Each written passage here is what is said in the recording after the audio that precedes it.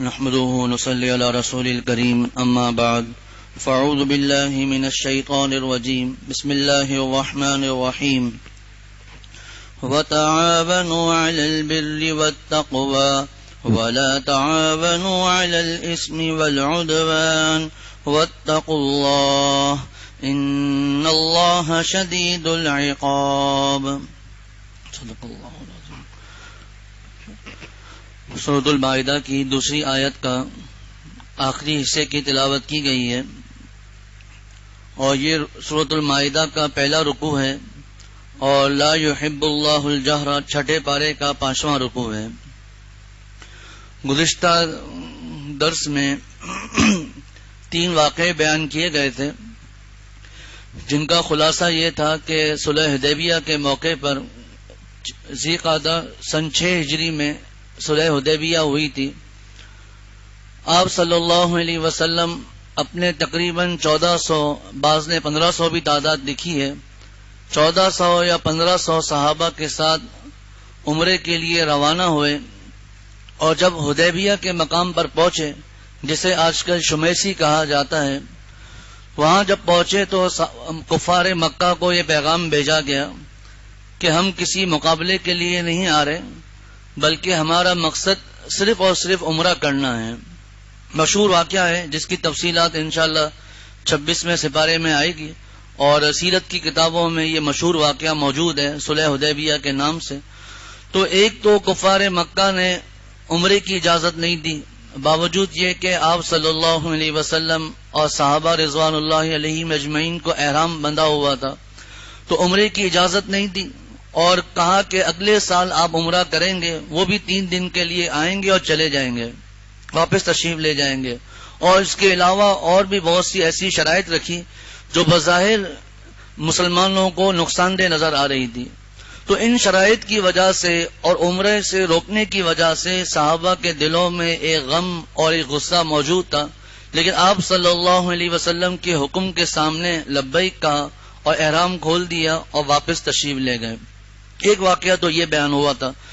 دوسرا واقعہ یہ بیان ہوا تھا کہ حتم بن ہند یا حتیم بن ہند ایک آدمی مدینہ شریف میں آپ صلی اللہ علیہ وسلم کے پاس حاضر ہوا اور اس کے آنے سے پہلے ہی آپ صلی اللہ علیہ وسلم نے فرما دیا تھا کہ یہ شیطان کی بات کرے گا اور جھوٹے ایمان کا اظہار کرے گا۔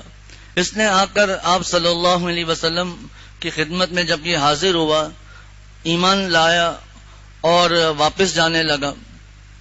باہر جا کر کچھ دور صحابہ کی سواریاں تھیں، اونٹنیاں تھیں، ان کو لے کر یہ شخص چلا گیا۔ صحابہ رضوان اللہ علیہم اجمعین کو جب تک یہ اطلاع ملی اور وہاں پہنچے تو یہ روانہ ہو چکا تھا۔ اب جب آپ صلی اللہ علیہ وسلم اس واقعے کے بعد اور یہ صحابہ رضوان اللہ علیہم اجمعین عمرے کے لیے جب روانہ ہوئے تو راستے میں ایک جگہ ان کو آواز تلبیہ کی آواز سنی، لبیک اللہم لبیک آخر تک کی آواز سنی تلبیہ کی۔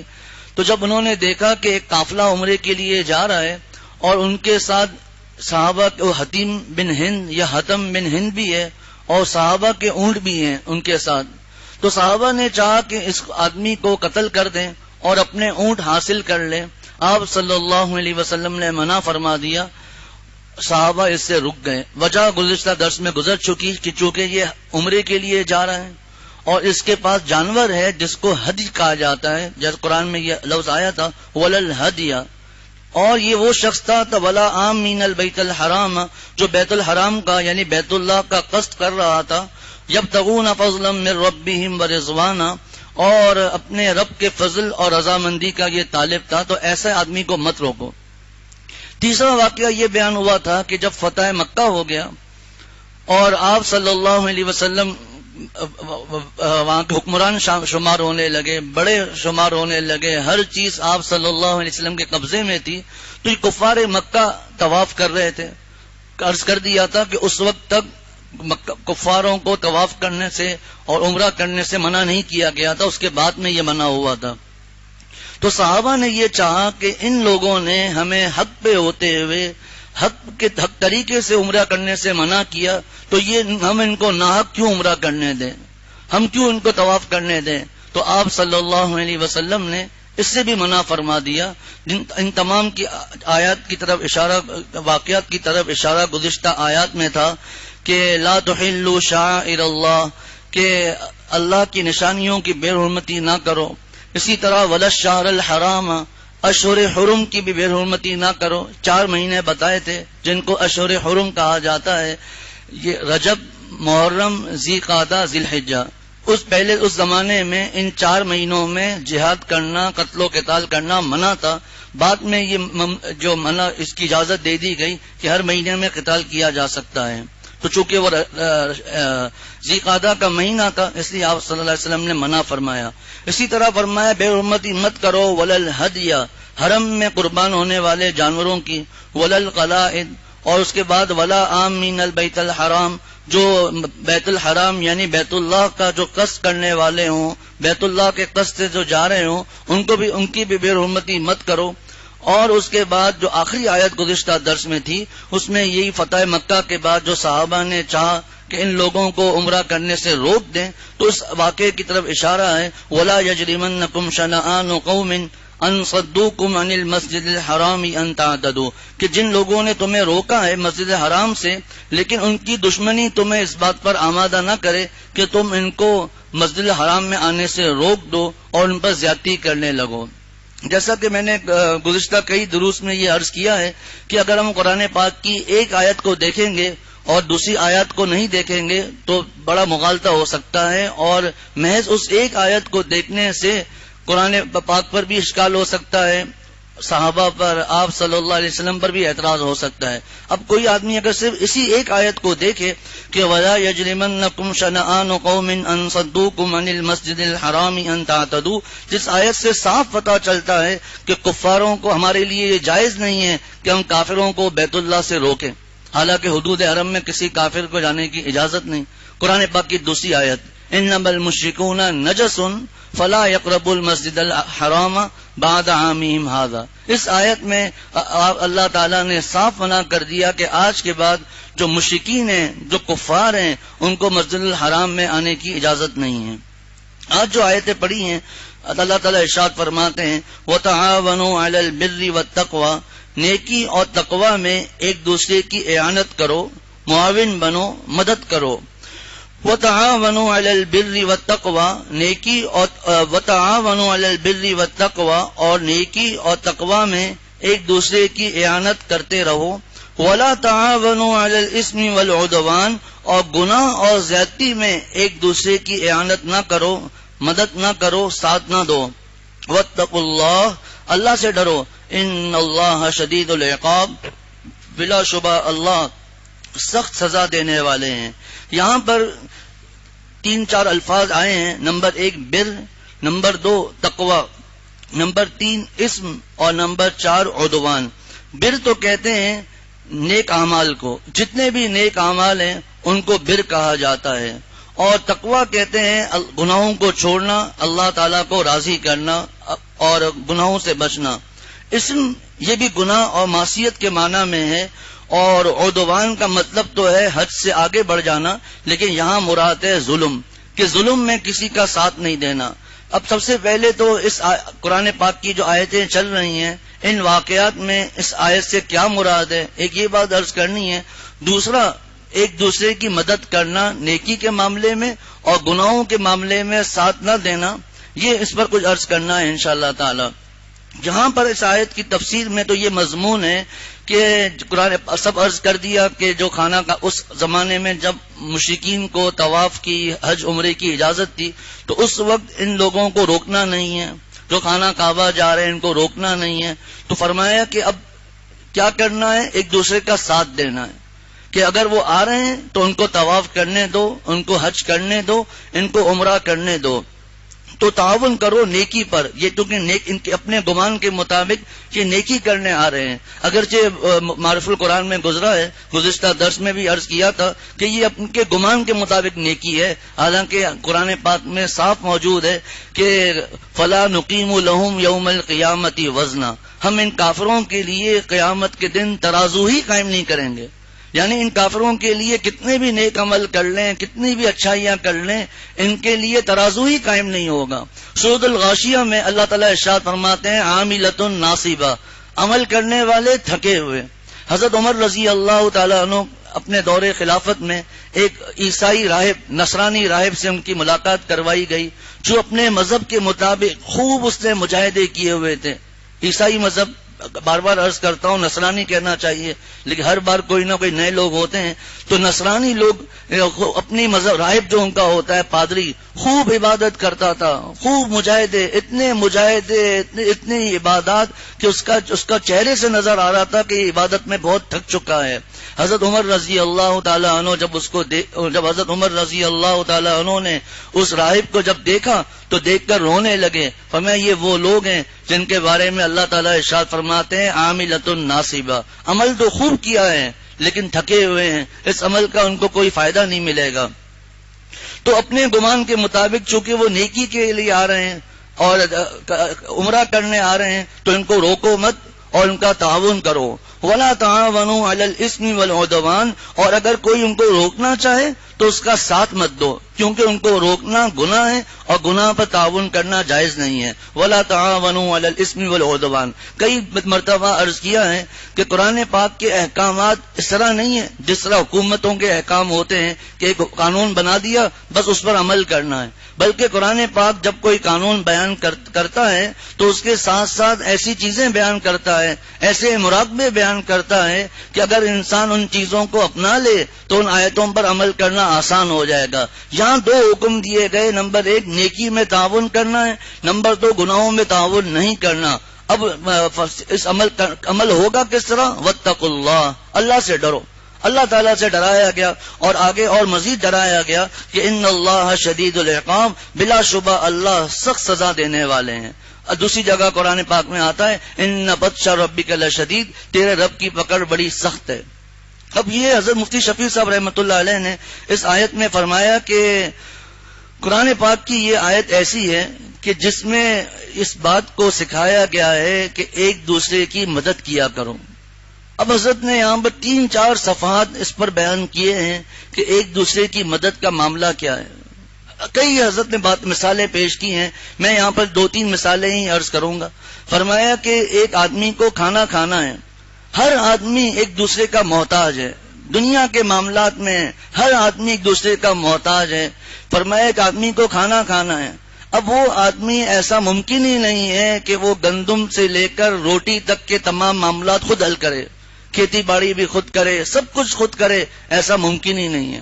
فرمایا دکاندار گاہک کا محتاج ہے، گاہک دکاندار کا محتاج ہے۔ اسی طرح فرمایا گھر بنانا ہے تو جس کو گھر بنانا ہے وہ انجینئر کا محتاج ہے، مزدوروں کا محتاج ہے، پلمبروں کا محتاج ہے، ہر الیکٹریشین کا محتاج ہے، ہر شخص دوسرے کا محتاج ہے، ہر ایک کی ضرورت دوسرے سے وابستہ ہے۔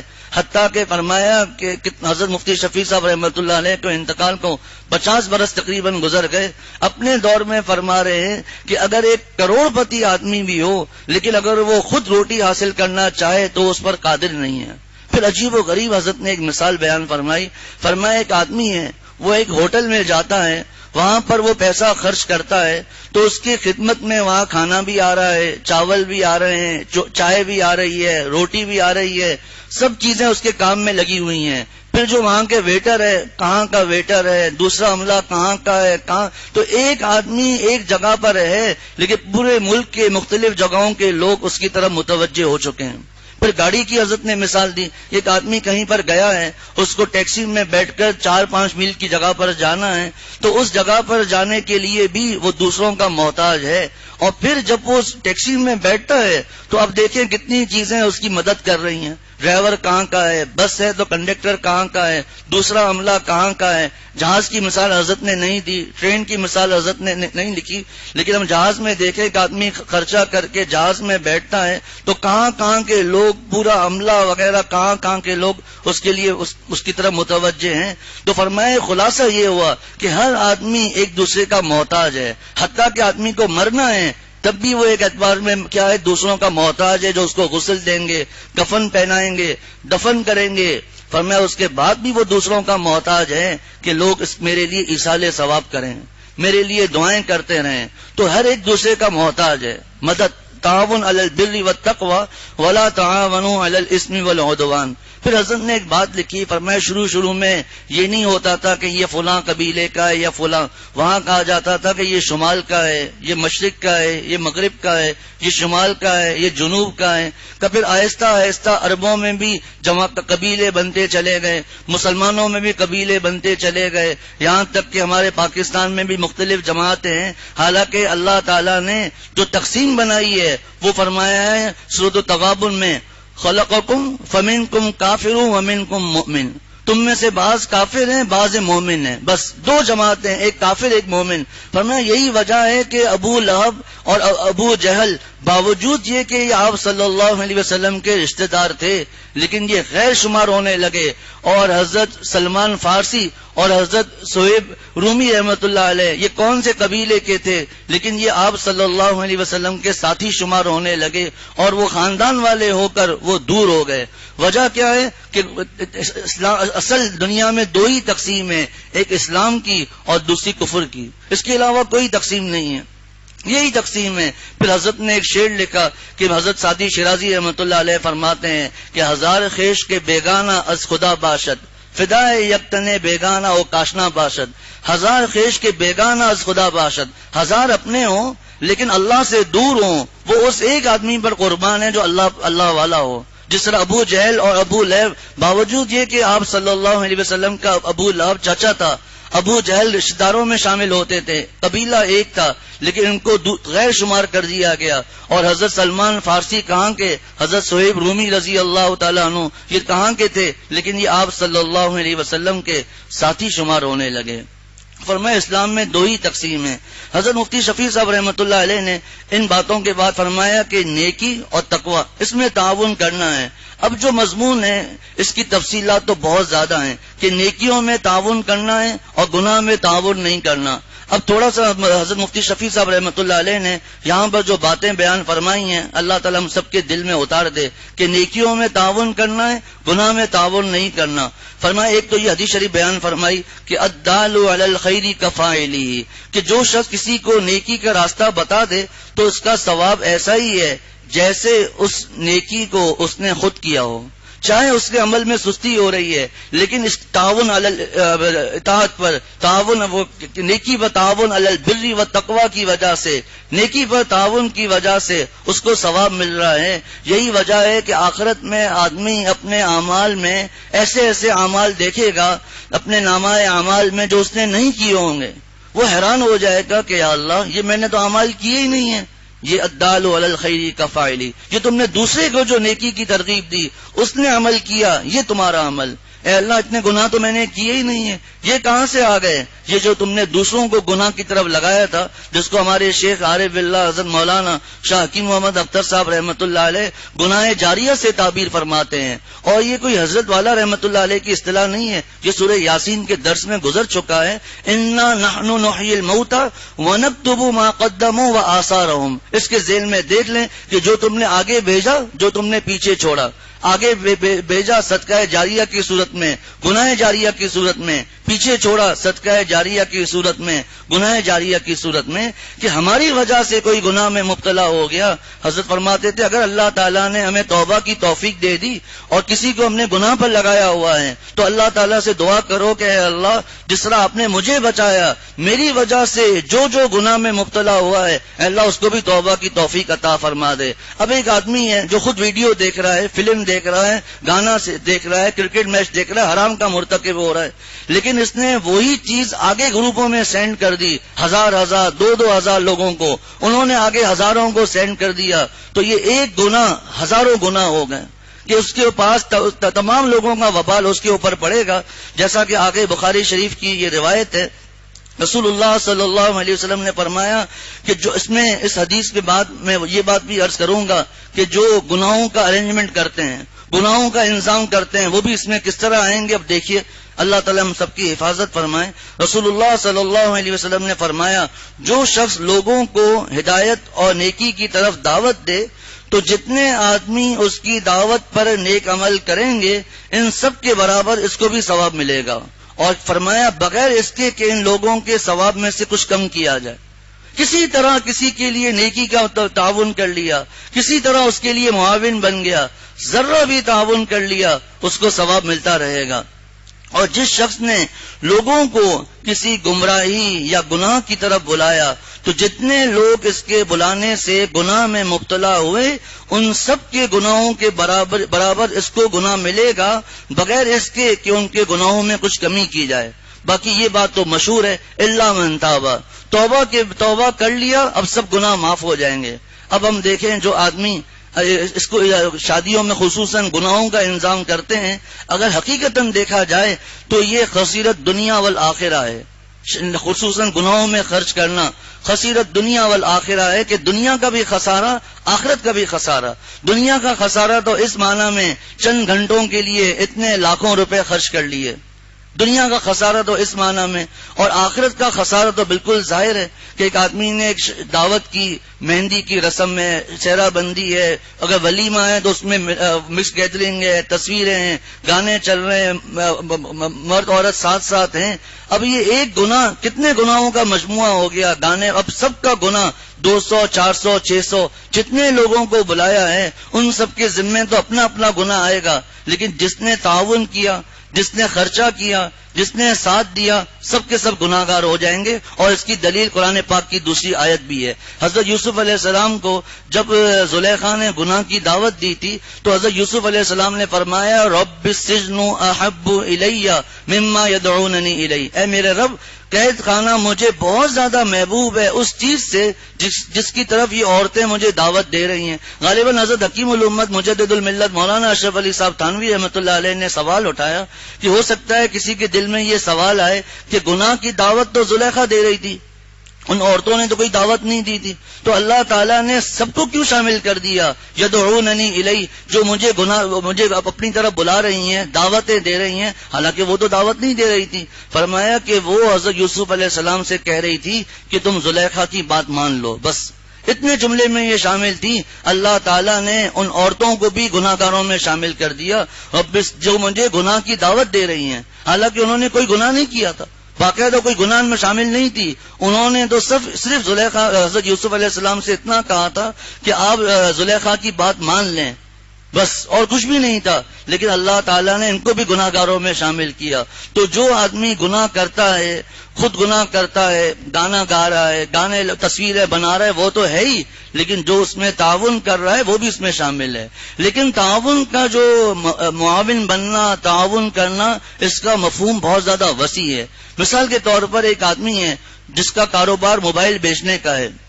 اب کوئی کہے یہ بھی گناہ گار ہے، اس کی کمائی بھی حرام ہے. نہیں، اس کی کمائی حرام نہیں، کیونکہ موبائل کا استعمال جائز بھی ہے، حرام بھی ہے، اور ثواب میں بھی استعمال ہو سکتا ہے. بیانات بھیج رہا ہے، نیکی کی طرف بلا رہا ہے، اور چونکہ اس کا استعمال گناہ کا بھی ہے تو وہ جو استعمال کر رہا ہے وہ گناہ کر رہا ہے. اس آدمی نے کوئی گناہ نہیں کیا، لیکن اس میں بھی کچھ تفصیلات ہیں، اس کا موقع نہیں ہے. اسی طرح ایک آدمی ہے، وہ میموری کارڈ بیچتا ہے، خالی میموری کارڈ، خالی سیڑیاں بناتا ہے، وہ بیچتا ہے. اب اس کا واسطہ نہیں ہے سامنے والا کیا کر رہا ہے.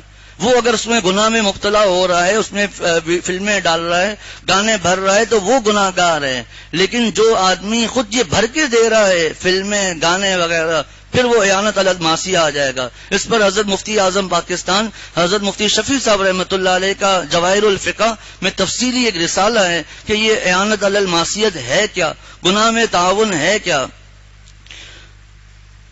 آگے اگلی حدیث، رسول اللہ صلی اللہ علیہ وسلم نے فرمایا جو شخص کسی ظالم کے ساتھ اس کی، اب یہ حدیث دوسرے انداز میں، جو شخص کسی ظالم کے ساتھ اس کی مدد کرنے کے لیے چلا وہ اسلام سے نکل گیا. جو شخص کسی پتا ہے کہ یہ آدمی ظلم کر رہا ہے، پتا ہے کہ یہ آدمی غلطی پر ہے، اس ظالم کا ساتھ دینا. آپ صلی اللہ علیہ وسلم نے فرمایا انصر اخاک ولو ظالما او مظلوما او کما قال علیہ الصلوۃ والسلام، کہ تم اپنے بھائی کی مدد کرو اگرچہ تمہارا بھائی ظالم ہو یا مظلوم ہو. اللہ تعالی حضرات صحابہ رضوان اللہ علیہم اجمعین کو جزائے عظیم عطا فرمائے. سمجھ میں بات نہیں آتی کیا مطلب اس کا ہے کہ اپنے بھائی کی مدد کرو اگرچہ وہ ظالم ہو، مظلوم ہو. صحابہ نے وہ سوال کر دیا، اے محبوب صلی اللہ علیہ وسلم، مظلوم کی مدد تو ہمیں سمجھ میں آتی ہے، کہ ہم مظلوم کی مدد کریں، لیکن ہمارے یہاں کیا ہے، ہم مظلوم کی مدد کرنے کے لیے بھی تیار نہیں ہیں. پتہ بھی ہے کہ یہ مظلوم ہے، پھر بھی ظالم کا ساتھ دینا، ہاں میں ہاں ملانا. قربان جائیں حضرات صحابہ رضوان اللہ علیہم اجمعین پر کہ اے محبوب صلی اللہ علیہ وسلم، مظلوم کی مدد کرنا تو سمجھ میں آتا ہے، ظالم کی ہم مدد کیسے کریں؟ فرمایا ظالم کی مدد اس طرح ہوگی کہ اس کو ظلم سے روک دو، تم نے ظالم کی بھی مدد کر لی. اور کیا عجیب تعبیر ہے ہمارے رسول اللہ صلی اللہ علیہ وسلم کی. بھائی فرمایا، چاہے ظالم ہو یا مظلوم ہو، ہے تمہارا بھائی. جس طرح دوسری دفعہ ایک حدیث شریف سنائی تھی کہ لا یحل لمسلم ان یہجر اخاہ فوق ثلاث لیال. اب اس کی تفصیل کا بھی موقع نہیں کہ حلال نہیں کسی مسلمان کے لیے کہ وہ اپنے بھائی سے قطع تعلق کرے 3 دن سے زیادہ. یہاں پر بھی بھائی کے فرما دیا. دیکھو جھگڑے اگر شریعت میں اجازت ہے بات چیت بند کرنے کی تو وہ 3 دن ہے، کیونکہ 3 دن میں انسان کو غم ہوتا ہے. 3 دن کے بعد بات چیت بند کرنے کی اجازت نہیں ہے، بات چیت بند کرنے کی اجازت نہیں. حالانکہ اس نے تکلیف پہنچائی ہے تبھی تو آدمی بات چیت بند کرتا ہے نا، ایسے ہی تو ہر ایک سے بات چیت بند نہیں کرتا. لیکن آپ صلی اللہ علیہ وسلم نے فرمایا اپنے بھائی سے بھائی بول کر آدھا جھگڑا ختم کروا دیا کہ جس سے جھگڑا کر رہے ہو وہ تمہارا بھائی ہے. یہاں پر بھی اپنے بھائی کی مدد کرو اگرچہ وہ ظالم ہو یا مظلوم ہو. عرض کر دیا کہ ظالم مظلوم کی مدد تو سمجھ میں آتی ہے، لیکن ظالم کی مدد اس کو ظلم سے روکو.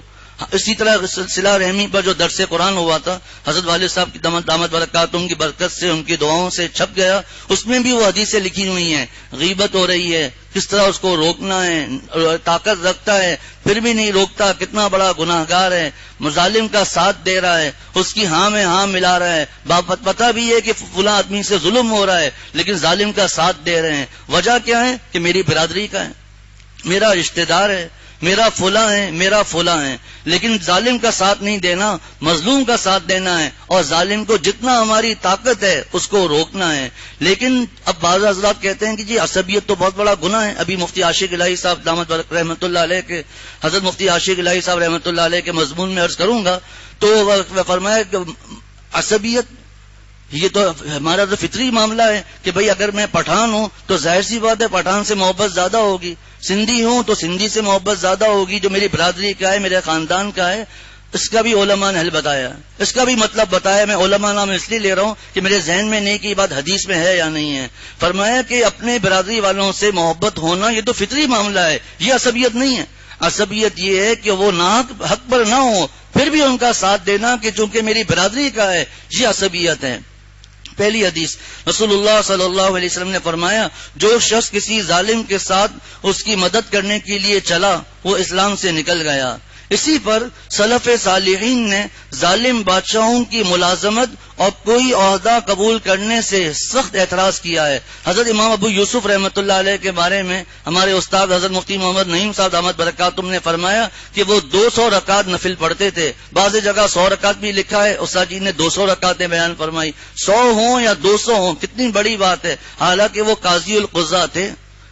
جب انتقال کا وقت نزدیک آیا تو ایک روایت میں تو یہ ملتا ہے کہ حضرت امام ابو یوسف رحمۃ اللہ علیہ نے اللہ تعالی یوں فرماتے تھے، حالانکہ پوری زندگی عدل و انصاف کیا ہے اور اتنی عبادت، قاضی القضاء مفتی ہونے کے باوجود اتنی عبادت، کتنا ذمہ داریاں تھی. فرماتے تھے کہ اگر میں اللہ کے پاس برابر سرابر بچ گیا تو یہ بھی اللہ تعالیٰ کی مہربانی ہے. اور ایک روایت میں یہ لکھا ہے، تاریخ امت مسلمہ میں ایک واقعہ لکھا ہے کہ حضرت امام ابو یوسف رحمۃ اللہ علیہ ہارون رشید کے زمانے میں قاضی القضاء تھے. ایک مرتبہ ایک نصرانی بوڑھا آدمی تھا، اس نے ایک بات کا کوئی دعویٰ کر دیا ہارون رشید کے خلاف. وہ آدمی کٹہرے میں کھڑا تھا، ہارون رشید تخت پر بیٹھے ہوئے تھے. اسی تخت پر بیٹھے ہوئے امام ابو یوسف رحمۃ اللہ علیہ نے ان سے قسم لے لی تھی کہ آپ چونکہ آپ پر دعویٰ ہے آپ قسم کھائیے. ابھی اس کا تفصیل کا موقع نہیں، گواہ کون لائے گا اور قسم کون آپ قسم کھائیے.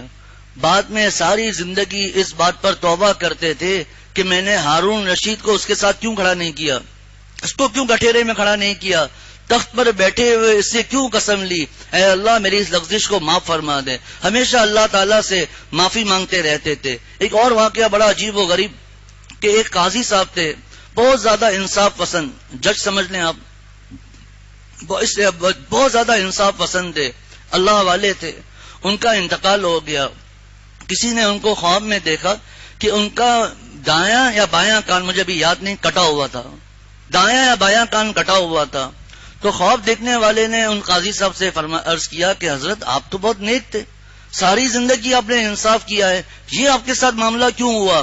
فرمایا کیا تو ساری زندگی انصاف تھا، لیکن ایک مرتبہ میرے سامنے ایک مقدمہ آیا تھا جس میں جو ایک فریق تھا وہ میرا رشتہ دار تھا یا میرا کوئی دوست تھا، تو میں نے اس کی بات جب سنی تو تھوڑا کان زیادہ لگا دیا تھا، توجہ تھوڑی زیادہ دے دی تھی، اس پر یہ معاملہ ہوا ہے. یہ جتنے معاملات ہیں، اسی لیے آپ صلی اللہ علیہ وسلم نے یہ فرمایا. تو فرمایا کہ سلف صالحین نے ظالم بادشاہوں کی ملازمت اور کوئی عہدہ قبول کرنے سے سخت اعتراض کیا ہے کہ اس میں ان کے ظلم کی امداد اور اعانت ہے، کہ ہم کتنا بھی ہم اولو العزم ہوں، کتنا بھی ہمارے اندر تقوی ہو، کہیں نہ کہیں ہم سے غلطی ہو ہی جائے گی. اسی لیے بعض ائمہ کو کہا گیا کہ آپ کا قاضی بن جائیں، یعنی چیف جسٹس جس کو ہمارے یہاں کہا جاتا ہے، قاضی القضا بن جائیں، لیکن وہ آخر تک راضی نہیں ہوئے، جیل میں جانا منظور کیا. امام ابو حنیفہ رحمۃ اللہ علیہ کا بھی یہی معاملہ ہوا، جیل میں جانا منظور کیا. حتیٰ کہ امام ابو یوسف رحمۃ اللہ علیہ کا آخری وقت کی بات اور بھی یاد آئی. فرمایا کہ اے اللہ، میں نے جب بھی فیصلہ کیا ہے قرآن و حدیث سے فیصلہ کیا ہے یا کبھی اجتہاد کیا ہے تو میں نے امام ابو حنیفہ رحمۃ اللہ علیہ کو ایک پل کا درجہ دیا، یعنی ان کی دلائل سمجھ کر میں نے وہ فیصلہ کیا ہے، یعنی اس پل پر چڑھ کر میں آپ کے پاس آیا ہوں، کیونکہ وہ قرآن و حدیث کو زیادہ سمجھنے والے تھے. اتنا یہ لوگ ڈرتے تھے ساری زندگی. اور آج یہ خواہش ہوتی ہے کہ میں جج بن جاؤں، مجھے یہ عہدہ مل جائے. کتنا خطرناک معاملہ ہے. ایک اور حدیث شریف لکھی ہے، رسول اللہ صلی اللہ علیہ وسلم نے فرمایا قیامت کے روز آواز دی جائے گی، کہاں ہیں ظالم لوگ اور ان کے مددگار، ظالم اور ان کے مددگار، یہاں تک کہ وہ لوگ جنہوں نے ظالموں کے دوات اور قلم کو درست کیا ہے. دوات یعنی انک. اب اس میں آج کل سب چیزیں آ گئی، صفائیاں آ گئی، کمپیوٹر آ گیا، سب چیزیں آ گئیں. کہاں ہیں وہ لوگ، کہاں ہیں ظالم لوگ اور ان کے مددگار، یہاں تک کہ وہ لوگ جنہوں نے ظالموں کے دوات قلم کو درست کیا ہے، وہ بھی سب ایک لوہے کے تابوت میں جمع کر کے جہنم میں پھینک دیے جائیں گے. اللہ تعالیٰ ہم سب کی حفاظت فرمائے. کیسا خطرناک معاملہ ہے گناہ پر تعاون کرنے بارے میں. اب حضرت مفتی عاشق الہی صاحب رحمۃ اللہ علیہ کا انداز یہ ہے اپنی تفسیر میں کہ وہ قرآن پاک کی جب تفسیر کرتے ہیں، احادیث بھی بیان کرتے ہیں، حضرت دوسری آیتیں بھی بیان کرتے ہیں، تو ساتھ ساتھ حضرت کی تفسیر میں ایک جو خاص بات ہے وہ یہ ہے کہ زمانے کے حساب سے حضرت اس میں نصیحتیں بھی فرماتے ہیں کہ اس آیت کی روشنی میں اگر کوئی غلطی ہو رہی ہے ہمارے معاشرے میں، حضرت پوری وضاحت کے ساتھ اس کو بیان فرماتے ہیں. تو یہاں پر حضرت فرماتے ہیں کہ آپس میں ایک دوسرے کی مدد کرنے کا معیار دنیا داری کے اصول پر رہ گیا ہے. عموماً اپنوں کی مدد کی جاتی ہے، اپنوں میں اپنے رشتہ دار، اپنے ہم زبان، اپنے وطن، اپنی جماعت کا فرد، اپنی پارٹی کا ممبر دیکھا جاتا ہے، حق اور ناحق کو نہیں دیکھا جاتا. یہ بات میں نے پوری عرض کر دی ہے کہ ہم کیوں اس کا ساتھ دے رہے ہیں، وجہ کیا ہے. آپ صلی اللہ علیہ وسلم نے فرمایا جو شخص کسی ظالم کے ساتھ اس لیے گیا کہ اسے تقویت پہنچائے حالانکہ وہ جانتا ہے کہ وہ ظالم ہے، تو یہ شخص اسلام سے نکل گیا. اب اس کا مطلب کیا ہے؟ یہ ایسا عمل کر رہا ہے جو اس کو ایک دن اسلام سے نکال نہ دے. ایسا خطرناک عمل ہے. اب حضرت نے اور زیادہ اس کو تفصیل سے بیان کیا. آج سے 22 برس پہلے، اور ہمیں لگے گا کہ آج کے حالات میں، کیونکہ میں نے حضرت کے صاحبزادے حضرت مولانا عبداللہ مدنی صاحب جو مدینہ شریف میں موجود ہیں، ان سے میں نے پوچھا تھا کہ حضرت کا انتقال کب ہوا، تو انہوں نے بتایا 1422 ہجری میں. تو یعنی حضرت کے انتقال کو تقریباً 22-23 برس تو حضرت کے انتقال کو ہو گئے ہیں. یہ تو اس سے پہلے کے واقعات ہیں. جس نوکری یا جس عہدے کی وجہ سے گناہ کرنا پڑتا ہو، ایسی نوکری اور ایسا عہدہ قبول کرنا حرام ہے، اور گناہ کا قانون بنانا بھی حرام ہے، کیونکہ ان سب میں گناہ کی مدد ہے، گناہ کی اجرت بھی حرام ہے. اگر کوئی شخص شراب کے کارخانے میں کام کرے، سودی بینک میں کام کرے، سٹے بازوں کے ہاں ملازم ہو، یا کسی بھی طرح ان کا تعاون کرتا ہو، کسی محکمے میں ملازم ہو، یا ایک لفظ دوسرا تھا میں دوسرا پڑھ رہا ہوں، کسی محکمے میں ملازم ہو جو غیر شرعی امور میں دوسروں کی مدد کرتا ہو یا رشوت لیتا ہو یا رشوت دینے والے کا واسطہ بنتا ہو، اور یہاں یہ بات حضرت نے نہیں فرمائی، اور اس کو پتا ہے کہ میں بچ نہیں سکوں گا، تو یہ ملازمتیں حرام ہیں اور ان کی تنخواہیں بھی حرام ہیں۔ چوروں کی مدد، ڈاکوؤں کی مدد، لوٹنے والوں کی مدد، غصب کرنے والوں یعنی چھیننے والے، غصب کرنے والوں کی مدد، ظالمانہ مار پیٹ کرنے والوں کی مدد، یہ سب حرام ہیں۔ کسی بھی گناہ کے ذریعے جو پیسہ کمایا وہ بھی حرام ہے۔ اب سنیے، بہت سے لوگ دوسروں کی دنیا بنانے کے لیے اپنی آخرت تباہ کرتے ہیں، یعنی ظلم اور گناہ پر مدد کرتے ہیں تاکہ کسی دوسرے کو نوکری اور عہدہ مل جائے یا قومی یا صوبائی اسمبلی کا ممبر ہو جائے۔ الیکشن ہوتے ہیں، ووٹر سپورٹر یہ جانتے ہیں کہ جس امیدوار کے لیے ہم کوشش کر رہے ہیں یا جسے ہم ووٹ دے رہے ہیں یہ فاسق فاجر ہے، ممبر ہو کر اس کا فسق و فجور اور زیادہ بڑھ جائے گا، پھر بھی اس کی مدد میں لگے ہوئے ہیں، اس کو کامیاب کرنے کے لیے اس کے مقابل کی غیبتیں بھی کرتے ہیں، اس پر تہمتیں بھی دھرتے ہیں، حتیٰ کہ اس کی جماعت کے لوگوں کو قتل تک بھی کر دیتے ہیں۔ یہ کتنی بڑی حماقت ہے کہ دنیا دوسرے کی بنے اور آخرت کی بربادی اپنے سر تھوپ لیں۔ یہاں دو جملے آئے ہیں، فاسق فاجر، اور ایک جملہ ہوتا ہے کافر۔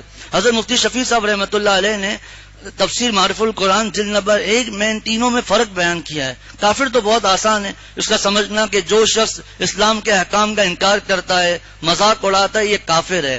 فاسق کہتے ہیں جو گناہ کبیرہ کرتا ہے لیکن چھپ کر، اور فاجر کہتے ہیں جو کھلم کھلا گناہ کرتا ہے جس کو باغی کہا جاتا ہے۔ حضرت مفتی رشید احمد صاحب رحمۃ اللہ علیہ نے ایک فہرست بنائی ہے جس میں جو حضرت والد صاحب دامت برکاتہم کے پاس الحمدللہ موجود ہے، جس میں کھلم کھلا گناہ لکھے ہوئے ہیں جس کو فاجر کہا جاتا ہے، باغی کہا جاتا ہے۔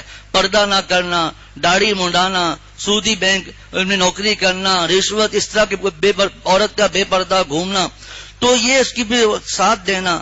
تو فرمایا یہ کتنی بڑی حماقت ہے کہ دنیا دوسرے کی بنے اور آخرت کی بربادی اپنے سر تھوپ لے۔ اسی کو آپ صلی اللہ علیہ وسلم نے فرمایا کہ قیامت کے دن بدترین لوگوں میں سے وہ شخص بھی ہوگا جس نے دوسرے کی دنیا کی وجہ سے اپنی آخرت برباد کر دی۔ ہمارے حضرت والا رحمۃ اللہ علیہ سے ہم نے حضرت سے سنا، یا حضرت والد صاحب دامت برکاتہم سے سنا کہ کسی نے حضرت والا سے پوچھا کہ یا کسی بزرگ سے پوچھا کہ ہم لوگ شیطان کو برا بھلا کہہ سکتے ہیں؟ ابھی سیاست دانوں کی میں بات نہیں کر رہا، ہم شیطان کو برا بھلا کہہ سکتے ہیں؟ تو اس اللہ والے نے فرمایا کہ جتنی دیر میں شیطان کو برا بھلا کہتے ہو اس سے اچھا ہے اتنی دیر اللہ تعالیٰ کو یاد کر لو۔ ابھی ہم سب لوگ مل کر بھی کسی سیاسی آدمی کو کروڑوں گالیاں دے دیں، اس کو کوئی فرق پڑے گا؟ اس کو تو کوئی فرق پڑنا نہیں ہے، چاہے کسی برائی کریں اور وہ گالیاں دیں، برا بھلا کہیں، الزام لگائیں، ان کو تو پتہ بھی نہیں چلے گا کہ کون ہمارے لیے مر رہا ہے، کون ہماری برائی کر رہا ہے۔ نفت العرب میں ایک واقعہ لکھا ہے، وہ عربی محاورہ تو میں یہاں نہیں بتاؤں گا، لیکن وہ ایک بادشاہ گزر رہا تھا تو ایک بھنگی تھا، اس نے بادشاہ کے لیے کہا کہ یہ بادشاہ تو اسی دن میری نظروں سے گر گیا تھا جب اس نے یہ کام کیا تھا۔ وہ نام 20 سال پہلے کا پڑا ہوا یاد نہیں۔ تو اس بادشاہ نے بڑا خطرناک ایک محاورہ کہا تھا جس کا خلاصہ بس یہ ہے، اپنی اوقات میں رہو۔ بس محاورہ تو دوسرا ہے لیکن بس اس کا مفہوم یہی ہے کہ تم اپنی اوقات میں رہو، کیا تمہارا معاملہ، کہاں میرا مرتبہ، تو یعنی دنیاوی لحاظ سے۔ تو اگر کوئی کسی کو برا بھلا کہتا ہے تو ان کو تو فرق نہیں پڑتا، اپنی آخرت خراب کر رہے ہیں۔ اب حضرت نے یہاں پر اس کو بھی لیا ہے کہ ایک آدمی سنت کے مطابق نوجوان کپڑے پہنتا ہے، اسلامی وضاقتہ میں رہتا ہے، تو اس کے گھر والے، اس کی برادری والے، اس کے دوست احباب، اس کے بیوی بچے اس کا مذاق اڑاتے ہیں۔ یہی آدمی اگر گناہوں میں لگ جائے تو اس کا ساتھ دیتے ہیں۔ تو اسی طرح پھر فرمایا کہ دوسروں کو ٹکٹ لے کر سینما لے جانا، دوسروں کی داڑھی منڈانے کے لیے اپنے پیسے خرچ کرنا، دھوکے دے کر داڑھی منڈانا، فرمایا یہ موجودہ معاشرے کا یہ جاہلانہ مزاج بنا ہوا ہے کہ نیکی کی مدد سے جان چھڑاتے ہیں اور گناہوں کی مدد کرنے میں بڑھ چڑھ کر حصہ لیتے ہیں۔ تو آخر میں اللہ تعالیٰ نے جو فرمایا کہ تاکہ ان پر عمل کرنا آسان ہو جائے کہ نیکیوں پر تعاون کرنا ہے اور گناہ میں اور ظلم میں تعاون نہیں کرنا، اور اس پر عمل کرنے کے لیے دو جملے ارشاد فرمائے، واتقوا اللہ، اللہ سے ڈرو، ان اللہ شدید العقاب، بلا شبہ اللہ سخت سزا دینے والے ہیں۔ اللہ تعالیٰ ہم سب کو نیکیوں میں تعاون کرنے کی توفیق عطا فرمائے، اور ظلم اور گناہوں پر تعاون کرنے سے اللہ تعالیٰ ہمیں بچنے کی توفیق عطا فرمائے۔ ذرہ بھی کوئی تعاون ہوگا تو وہ اس میں آ جائے گا، نیکی کا معاملہ ہے، ذرہ کوئی تعاون کیا وہ اس میں آ جائے گا، گناہ کا معاملہ ہے، ذرہ کوئی تعاون کیا وہ اس میں آ جائے گا، لیکن توبہ کا دروازہ کھلا ہوا ہے۔ اللہ تعالیٰ ہم سب کو معاف فرمائے۔ دوسروں کے لیے جھوٹی گواہیاں دینا، اس پر بھی درس قرآن ہو چکے، دوسروں کو مال دلانے کے لیے جھوٹی قسمیں کھانا، یہ سب کے سب گناہوں میں داخل ہے۔ اللہ تعالیٰ ہم سب کی حفاظت فرمائے۔ وآخر دعوانا ان الحمد للہ رب العالمین۔